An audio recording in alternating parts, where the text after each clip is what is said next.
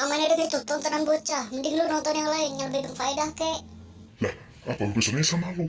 Tahu dari mana juga kamu dari tontonan bocah? Lu kalau mau tahu ya, tonton kamu dari Amazon sana. Biar lu paham kamu ada yang sebenarnya. Idih, udah tahu faktanya kayak gitu masih aja ngelak lu. Mending kamu dari daripada lu nonton sukanya sama anime 2D. Ha, berisik lu. Tunggu fans. Oke, halo sobat, berjumpa lagi bersama saya Hasan Wijaya di channel Hasan of Toku di episode Fakta Toku.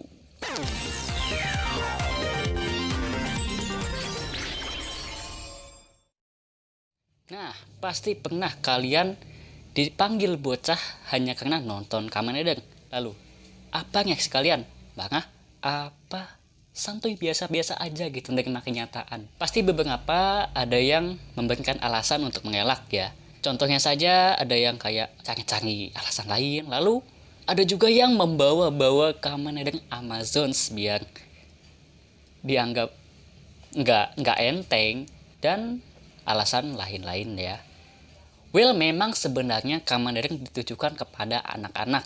Namun ada juga kok scene Kamen Rider yang tidak dikhususkan untuk anak-anak, melainkan untuk remaja atau dewasa. Contohnya saja movie Kamen Rider tertentu ya. Movie Drive Saga Kamen Rider Chaser. Lihat aja foto ini. Apakah cocok ditonton sama anak-anak?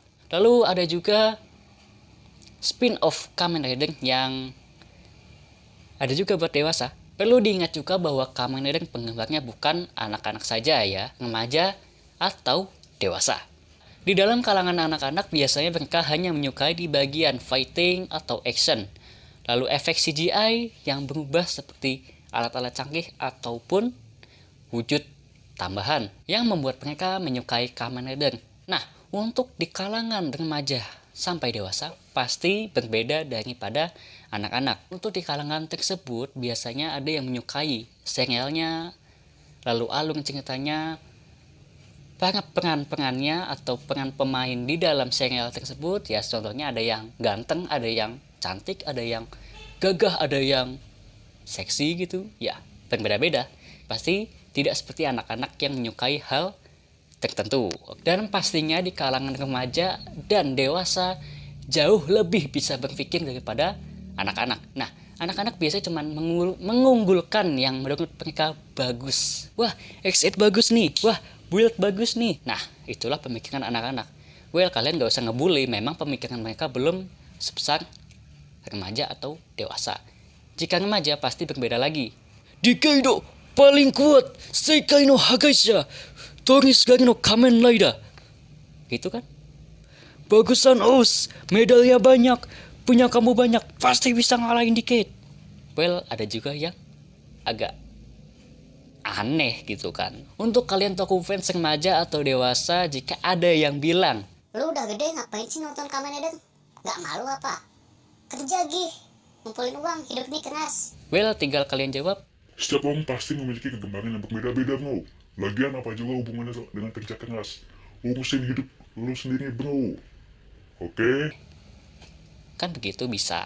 Nah, dikarenakan Kamen Rider disukai oleh anak-anak, maka tidak aneh juga ada katalog mainan atau merchandise yang dibuat oleh Bandai ya. Selalu dikarenakan kalangan penggemar Kamen Rider tidak hanya anak-anak saja, akhirnya terdapat mainan premium yang jauh lebih mahal, lalu sebuah aksesoris dan sebuah replika. Nah, untuk mainan tersebut yang saya sebutkan sesudah anak-anak, nah itu ditujukan untuk kolektor dewasa karena jauh berbeda kegunaannya daripada yang untuk anak-anak. Dalam kalangan anak-anak ada DX Kamen Rider.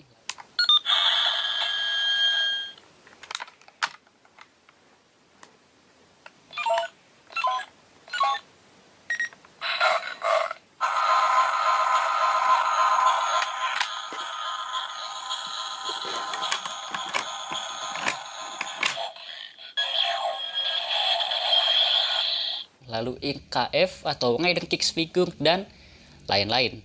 Serta terdapat logo Bandai berwarna merah di ujung bawah kanan. Oke, ini adalah DX yang ditujukan kepada anak-anak ya, dan terdapat logo Bandai berwarna merah. Oke. Namun tidak menutup kemungkinan juga ada premium bundle yang membuat harganya jauh lebih mahal. Contohnya saja DX Premium Bundle Memorial Watch Set ya. Ini berbeda, bungkusnya berbeda daripada DX biasanya. Dan isinya pun juga berbeda, eksklusif. Dan tidak menutup kemungkinan juga remaja ataupun dewasa membeli mainan DX ya. Oke, jadi nggak usah diomongin lagi ya. Oke. Lalu untuk kalangan atau remaja ada Complete Selection Modification Kamen Rider.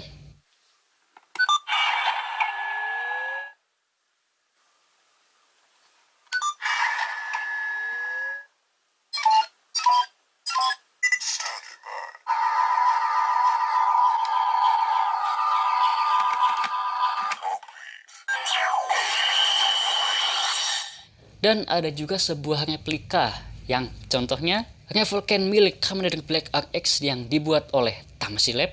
Lalu ada juga Ankh Arm yang dibuat oleh Tamashii Lab. Nah, itu tidak termasuk untuk kayak GSM atau Complete Selection ya. Nah, katalog yang saya sebutkan tadi itu pastinya memerlukan uang karena harganya tuh nggak main-main ya.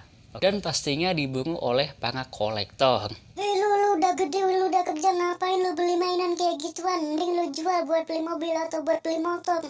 Lah lu udah kerja ngapain beli lampu-lampu gituan buat K-pop? Emang guna buat nonton konser? Fisik lu mainan gak guna. Lalu ngapain juga beli lampu-lampu kayak gitu? Mending beli di toko lampu 65 ribuan.